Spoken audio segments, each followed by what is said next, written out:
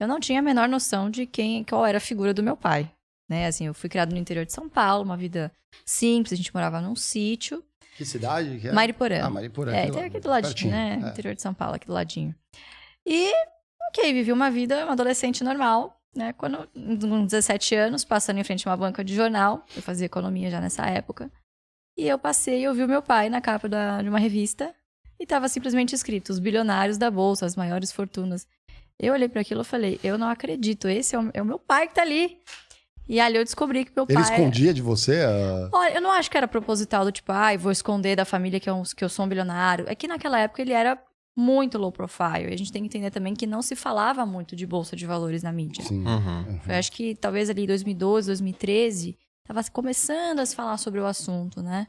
Você tinha algumas mídias especializadas também digitais, né, nascendo. Tinha alguns influenciadores também começando a falar sobre o assunto.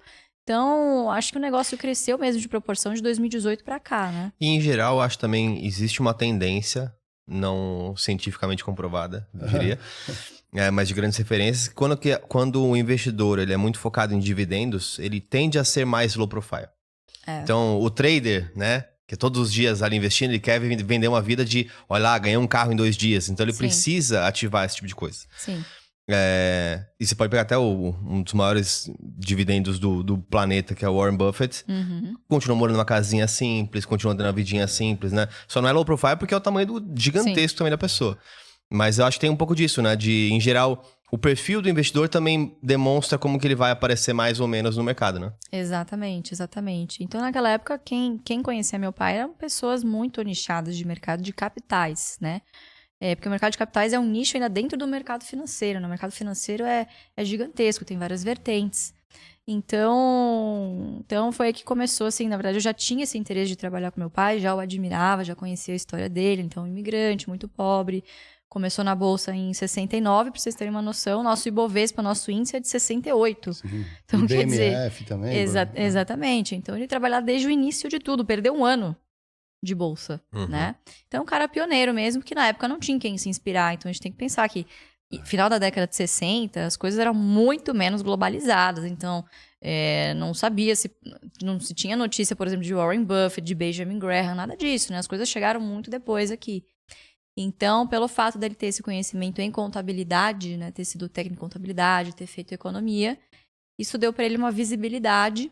Um certo dia ele atuava como uma espécie de auditor independente de algumas empresas de energia, de saneamento. E ele começou a perceber que ele assinava cheques, aprovava como controller, como auditor, as contas dessas empresas. E cheques de dividendos gordos para os controladores. E ele começou a perceber, caramba, eu já invisto em bolsa, eu também posso ganhar esses dividendos. Esses negócios têm capital aberto, eu posso me tornar um pequeno sócio de um grande negócio. E foi aí que ele se deu conta de que esse poderia ser um caminho vitorioso, exatamente. E aí ele fez um estudo que se chama Ações Garantem o Futuro, que hoje é o nome da empresa GF, né? Legal. E aí... Você já chegou a fazer um podcast com ele, não? Você e ele contando a história do começo dele, ou não? Já fizemos. Depois, já deixa o link na descrição, porque assim, deve ser uma história muito legal, né? Já fizemos. Não, é uma história super legal. E aí, pegar todo esse estudo, né, e transformar num negócio escalável, digital, atualizado, né? Então, foi muito legal, mas eu nunca me imaginei empreendendo, sendo bem sincero. Eu fui criada na minha casa com meu pai dizendo. Eu, com 14 anos, foi meu primeiro contato como investidora, em 2008. Ele fez uma carteira de investimentos para mim, com ações da Ultrapar. E falou, olha, os dividendos que essa carteira vai te dar vão ser a sua mesada. Então, dali eu entendi. Porra, se o posto Ipiranga não faturar, não tiver lucro no final do trimestre, eu não vou ganhar minha mesada, não vou ganhar meu dividendo, né? E aí ele foi me orientando. Poxa, vamos reinvestir. Ao invés de você gastar toda a sua mesada em besteira, vamos reinvestir. E me levava nas reuniões.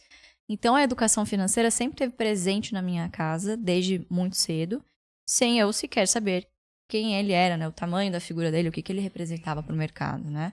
Então, logo ali já me despertou o interesse. Então, eu quis seguir a mesma... Acho que é natural, né?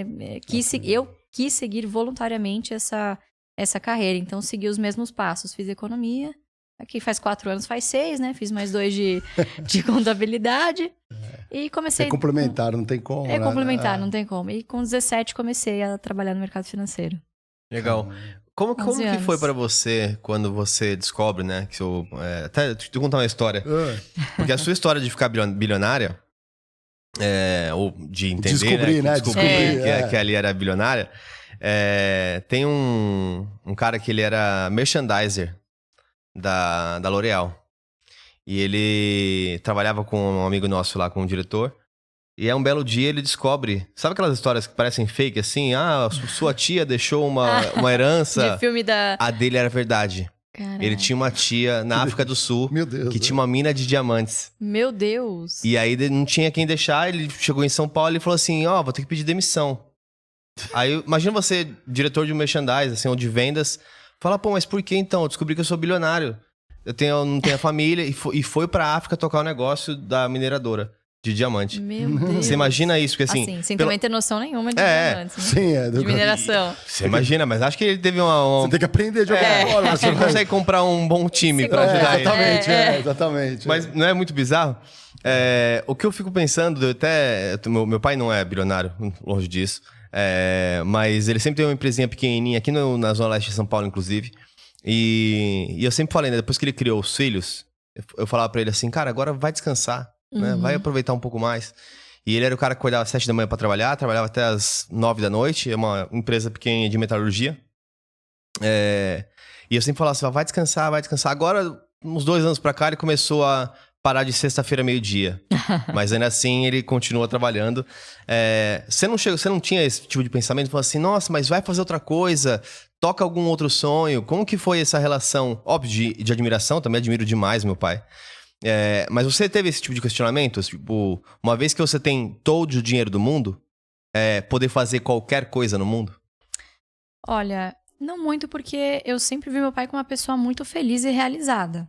Então eu acho que, principalmente agora, depois que a gente escreveu a autobiografia dele, eu tive a oportunidade de participar de todo o processo, né? Foram 18 meses.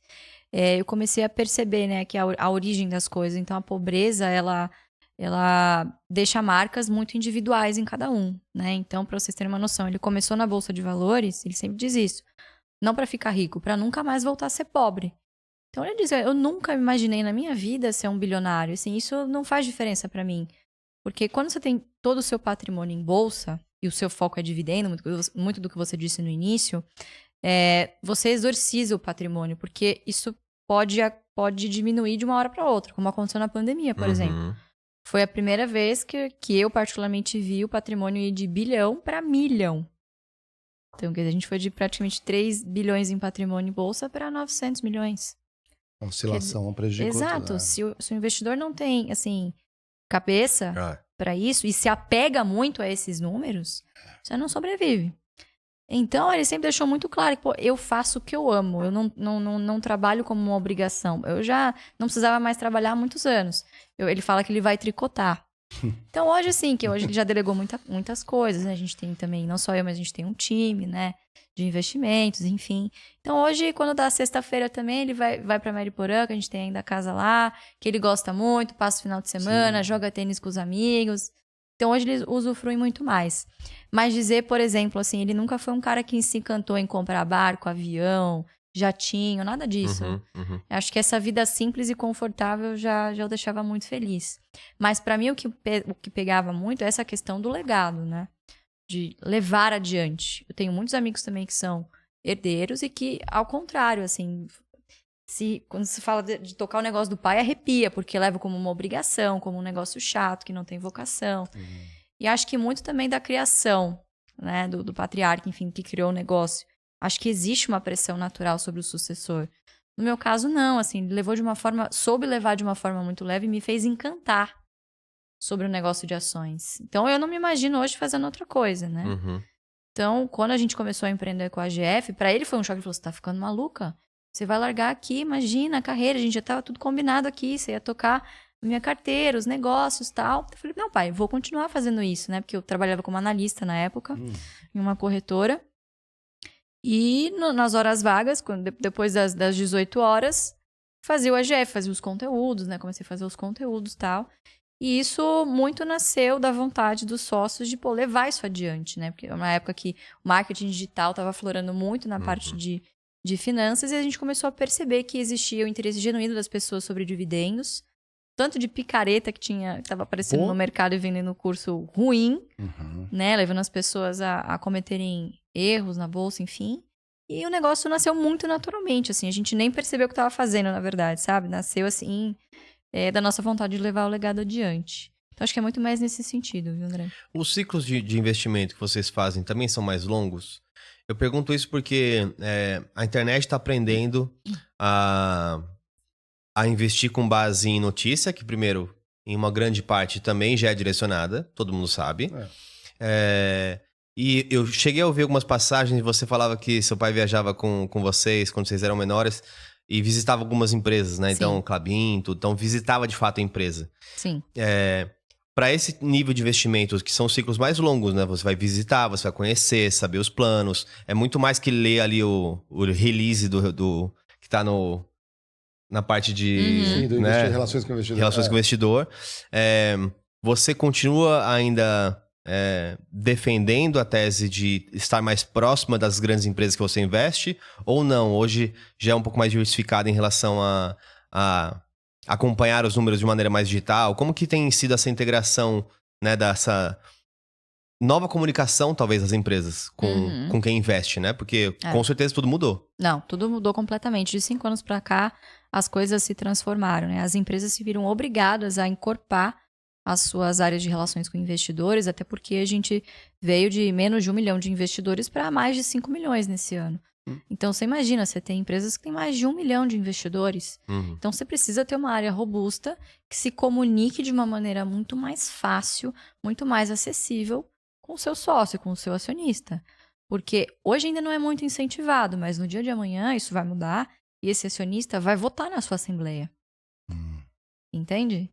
Então, isso é uma coisa que a gente incentiva muito, né? Também.